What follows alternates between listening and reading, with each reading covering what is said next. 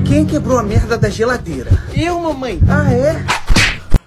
Por que você fez xixi louca? Porque você quebrou a geladeira. Mas não foi eu, mamãe. Eu ia falar que eu chequei foi. Ah, não foi você não? O que foi que eu fiz? O que tá acontecendo? Quebraram a bosta da geladeira. Ah, a geladeira? Fui eu. Ah, é mesmo? Então foi você, cão. Eu tô com mau procedimento. Agora tu apanha. Michael Jackson. Pedrinho, meu amor, você tá bem, meu nenê? Ai, mamãe, eu tô pior que o Neymar, tá doendo tudo. Aonde está doendo, amor de mamãe? A cara e o resto, mamãe. Eu sei como, Pedrinho, fazer parar de doer. Gélio, maninho, como? Assim. Por que você fez isso, cão? Você tem de cair na cabeça? Matheus, você é maluco? Não, tipo assim, você por acaso é maluco? Porque sem mais sem menos você vai ter no seu irmão. Você é algum doente mental, Matheus? Pelo amor de Deus, você saiu de algum hospício que eu não sei? Vejam só, a véia tá cheia de gírias. Véia, é a tua mãe, cão. Balé. Ai, mamãe, que dor.